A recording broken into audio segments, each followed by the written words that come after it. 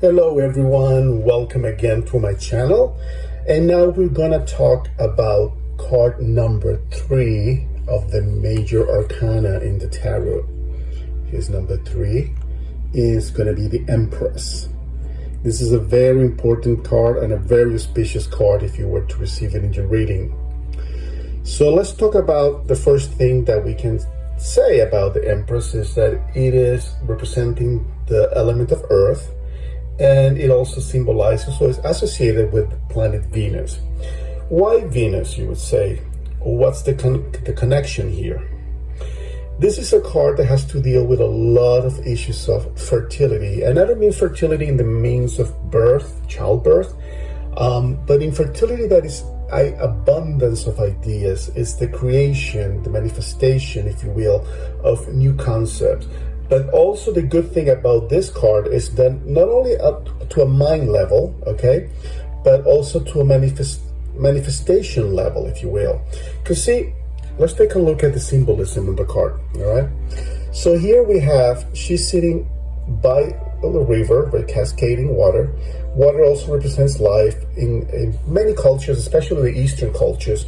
Water represents life, all right? And if you think about it, this is where we come from. You know, when we look back at millions of years, this is where we evolved from. We were water creatures, all right? So this is that sense of growth and expansion. Like we have grown from water creatures to human beings, all right?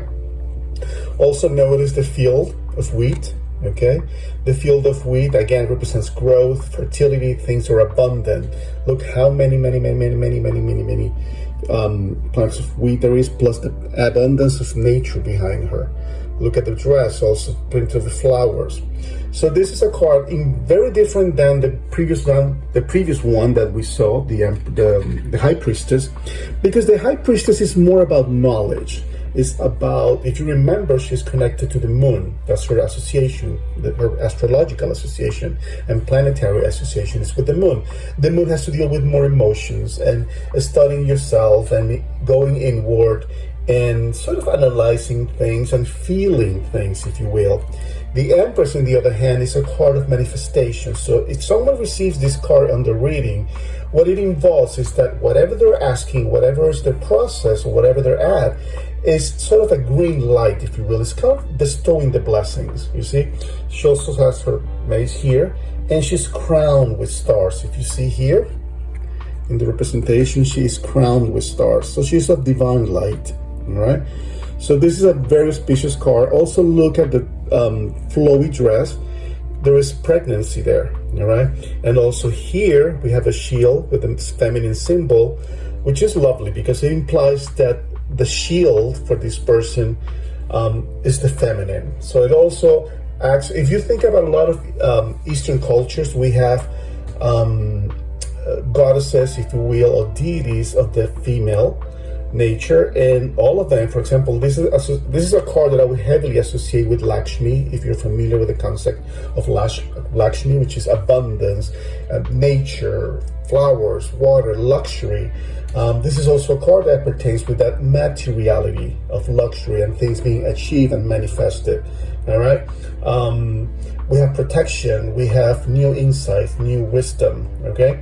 That's the difference between, you know, the Empress and then the High Priestess, which was card number 2, the one we saw before, or you can check it out again if you want to. It's the previous video, the High Priestess. The High Priestess is more about knowledge, but it's not so much about manifestation like the Empress is. So this is something to consider, something always to keep in mind, okay? The Empress is really about manifestation, things that bring forth fruit, okay?